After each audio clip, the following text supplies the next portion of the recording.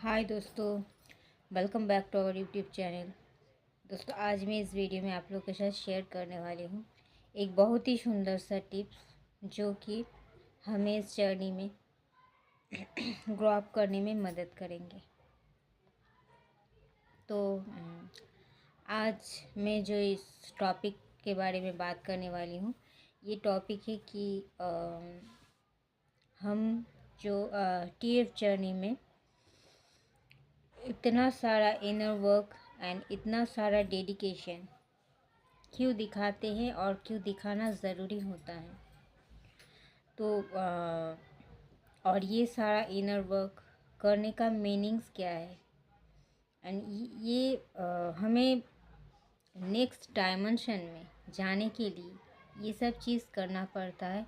But actual में what is the reason for it, तो मैं आपको ये बताऊंगी। देखो दोस्तों, अगर you are a divine feminine और मे बी डिवाइन मैस्कुलिन, कुछ भी, तो you have to listen this because ये आपके लिए बहुत ही ज़्यादा इम्पोर्टेंट है जानना। बिकॉज आप देखो आप हमेशा एकदम मतलब तड़पते हो कि for meeting with your DM कि हमें इस तरीके से लाइफ स्पेंड करना है, इस तरीके से जीना है और ये हमारे प्लानिंग है, ये मुझे करना है। ये सब प्लानिंग के मुताबिक मतलब हमें जीना है और इस उम्र में इतना तक इस परिस्थिति से, इस सिचुएशन से हमें गुजरना है। ये हमारे एक ब्रेन का एक मतलब हम जो एक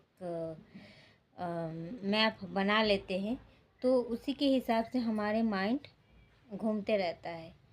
बट होता कुछ नहीं है हमारे हिसाब से, हमारे मुताबिक कुछ भी नहीं होता है। जो भी हो रहा होता है हमारे डिवाइन के मर्ज़ी से ही हो रहा होता है। हमें लगता है कि सब कुछ हम ही कर रहे हैं, हमें लगता है सब कुछ हमारे हिसाब से ही होने वाला है, होगा, हो रहा है। बट नो, आपका हिसाब से कुछ भी नहीं हो रहा है। जो भी हो रहा है आपके डिवाइन के हिसाब से हो रहा है। क्योंकि आप देखोगे जब तक, स्पेशली अगर आपने बहुत ज़्यादा इनर वर्क किया है एंड बहुत ज़्यादा डेडिकेटेड है अबाउट योर TF जर्नी, देन आपके लिए तो ये पूरा ही है। बिकॉज़ आप जिस तरीके से इस जर्नी में अपना डेडिकेशन दिखाते हैं, डिवाइन भी उसी तरह डेडिकेशन आपके लिए दिखाते हैं।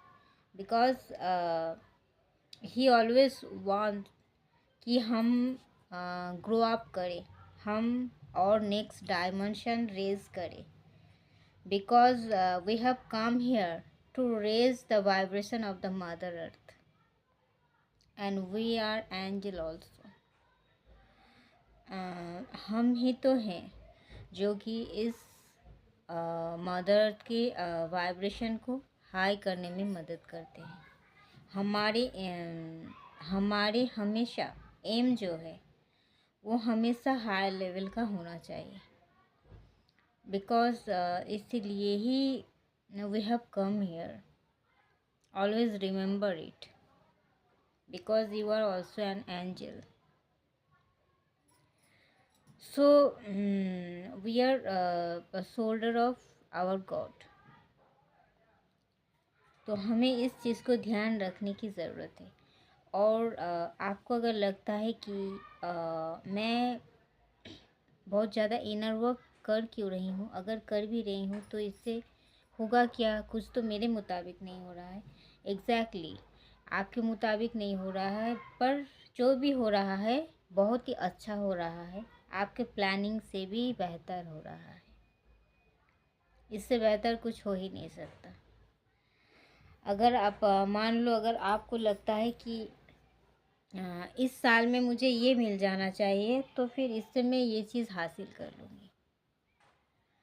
तो हम देख नहीं पाते हमारे फ्यूचर कैसा है, और किस तरीके मतलब कौन सा इंसान के साथ हम सिक्योर है ये हम समझ नहीं पाते, क्योंकि हमारे पीठ पीछे भी बहुत सारा चीज़ होता है जो कि हमें हमारे सोच से हमारे ध्यान से बाहर होता है। बट हमारा डिवाइन जो है वो सब कुछ देख रहा होता है, उन्हें हर एक चीज़ मालूम होता है कि ये चीज़ अगर आपको लगेगा कि ये चीज़ या फिर ये इंसान आपके लिए खतरा है इन फ्यूचर, तो वो चीज़ आपके लाइफ से हटा देंगे वो, और आपके लिए वही चीज़ रखेंगे जो कि आपके लिए बेस्ट है, जो कि आपको एक सिक्योर फ्यूचर देगा। अभी आपको शायद दुख तकलीफ़ हो रहा है, अभी आपको शायद लग रहा होगा कि हर एक चीज़ मेरे मुताबिक नहीं हो रहा है। What is happening? I can't understand. Maybe you think it. But I'll say you that everything will be for your highest good. And everything is happening for your highest good. Because अगर आप इतना ज़्यादा dedicated हो तो फिर आप कभी भी ये मत सोचो कि इन रिटर्न आपको कुछ भी नहीं मिलने वाला। बिकॉज ये हमारे नेचर, हमारी जो प्रकृति है वो एक संतुलन के नियम से चलता है, एक बैलेंसिंग के नियम से चलता है। हम जितना देते हैं हम उतना ही पाते हैं। इंसान भले ही आप किसी इंसान को आप जो दे रहे हो वो भले ही रिटर्न में आपको कुछ ना लौटाए, पर हमारी जो नेचर है, हमारी जो प्रकृति है, हमारी जो इस अर्थ है, इस जो पृथ्वी है, ये जो हमारे यूनिवर्स है, ये हमारे जो विश्व ब्रह्मांड, ये हम जो उसे देते हैं वही चीज़ हमारे पास लौटा के देते हैं। हम अगर किसी को खुशी बांट रहे हैं वही खुशी हमारी झोली में भी आके गिरेगा, वो भी कई 10 गुना होके। हम अगर किसी को दुख दे रहे हैं, रुला रहे हैं, तो वही आंसू हमारे झोली में भी 10 गुना बढ़कर आके गिरेगा। क्योंकि कुछ भी चीज़ खाली नहीं जाता है इस यूनिवर्स में, हर एक चीज़ का रिटर्न गिफ्ट होता है, जो कि आज अभी तुरंत आपको ये रिज़ल्ट नहीं देखने को मिल रहा है, पर अभी नहीं तो कुछ दिन बाद ज़रूर से मिलेंगे।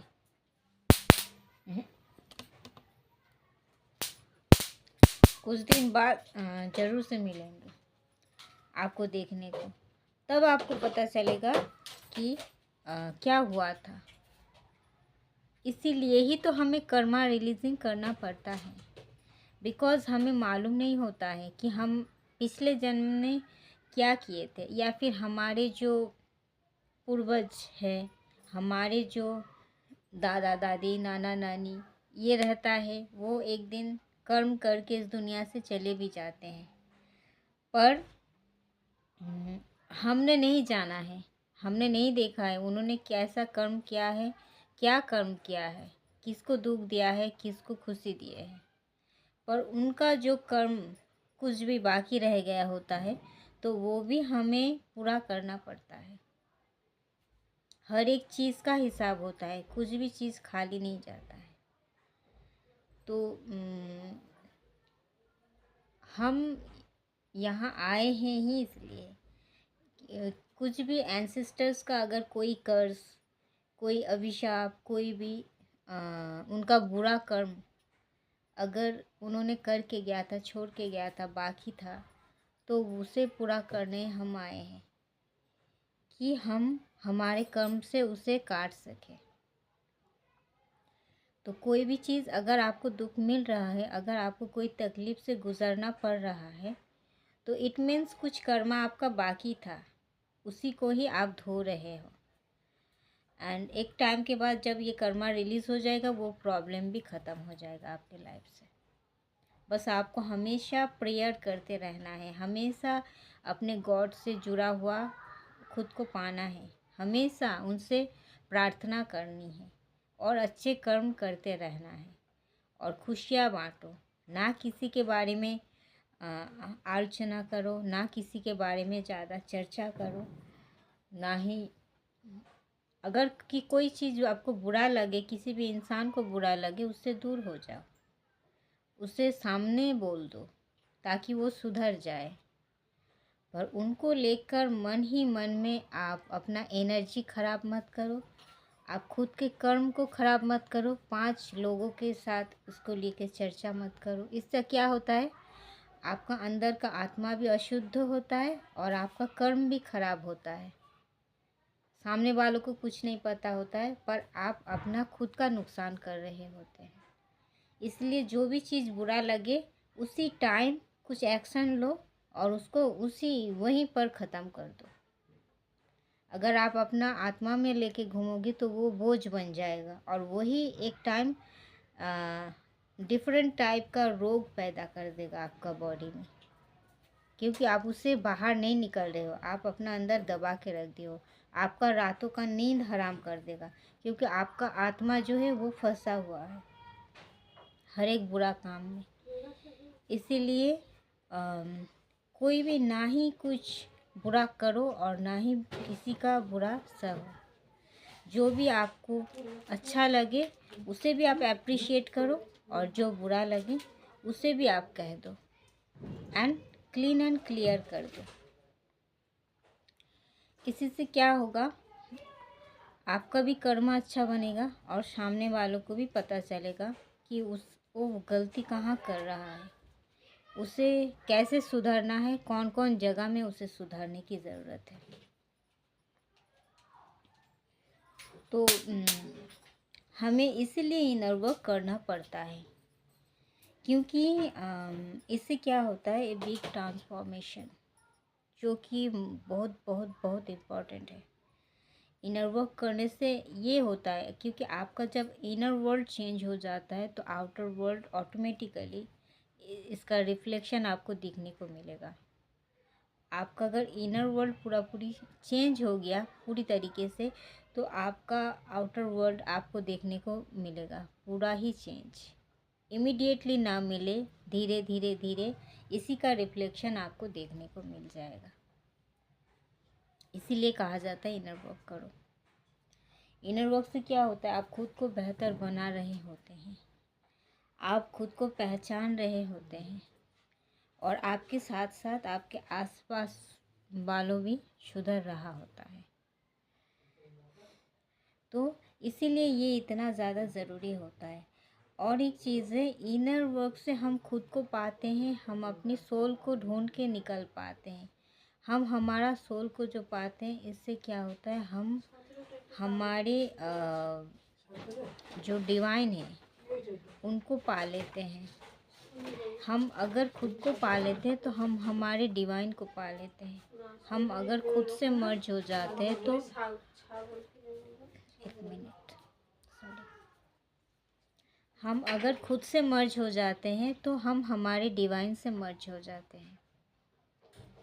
और हम अगर हमारे डिवाइन से मर्ज हो जाते हैं तो यहीं पर तो सब एक्सपेक्टेशन, गंदा चीज़, एवरी जो कि अनवांटेड है, हर एक चीज़ रिलीज एंड डिलीट हो जाता है। हर एक चीज़ रिलीज एंड डिलीट हो जाता है और वहीं से शुरू होता है एक न्यू वर्ल्ड का। वहीं से हमारा शुरू होता है एक न्यू वर्ल्ड, और ये न्यू वर्ल्ड का निर्माण हम खुद कर सकते हैं विथ आवर गुड कर्मा। सो अगर आप खुद को एक अच्छे इंसान के रूप में पाते हो तो आप हर एक चीज़ पा सकते हो। तो अगर इनर वर्क के द्वारा क्या होता है, हम खुद से मर्ज हो जाते हैं, हम खुद को ढूंढ पाते हैं, खुद को नई तरीके से आविष्कार कर पाते हैं। और हम खुद को जब पा लेते हैं, हम हमारे ईश्वर को पा लेते हैं, हम हमारे डिवाइन को पा लेते हैं, क्योंकि हमारे अंदर ही तो है हमारे डिवाइन, हमारे गॉड हमारे अंदर ही तो है। पर हम किसी भी नकारात्मक ऊर्जा, नकारात्मक चिंता और नेगेटिव, खराब, गंदा चीज़ों से इतना ज़्यादा घिर जाते हैं कि हम उसे ढूंढ नहीं पाते हैं, हम हमारे अंदर के ईश्वर को बाहर निकल नहीं पाते हैं। इसीलिए हमें इनर वर्क करने की ज़रूरत होता है। एंड इनर वर्क इससे क्या होता है, आप जब पा लेते हो तो हम क्या होता है, we are part of God, we are part of divine. हम जैसे तड़पते हैं कि we have to merge with our DM, we have to reunite to our DM. हमें जैसा लगता है, क्योंकि हम ऐसे सोचते हैं कि we are two part of one soul and we are part of DM and he also part of me. आपको ऐसा लगता है, पर इसीलिए इतना तड़प। तो वो इसी तरीके से आप, अगर आपको लगता है your DM is part of you, then ये भी तो आपको जानना पड़ेगा, you also part of your divine. आप जैसे तड़पते हो फॉर योर डीएम, आपका डिवाइन भी उसी तरीके से तड़पता है आपसे मर्ज होने को, because you are part of him. अगर गॉड ने आपको पा लिया तो वो पूरा हो गए, अगर वो पूरा हो गए तो वो आपको भी स्पेशली पूरा कर देंगे with your DM. This is the logic and this is the process. तो इसीलिए इनर वर्क किया जाता है, इसीलिए सोल मर्जिंग किया जाता है विथ डिवाइन, इसीलिए ये सब प्रोसेसिंग होता है। Because we are part of ATF journey. One part is DF and another part is DM. But you also have to know that at first you are part of your divine. At first you part of your God. अगर खुदा को नहीं पाया तो क्या पाया जिंदगी में? उसे पाना ही तो है मोक्ष, जन्नत। इस धरती में आप जिंदा 3D में आप जिंदा चलते फिरते आप जन्नत पा सकते हो। और डिवाइन का जो फेवरेट होता है उसे तो ये करना ही पड़ता है।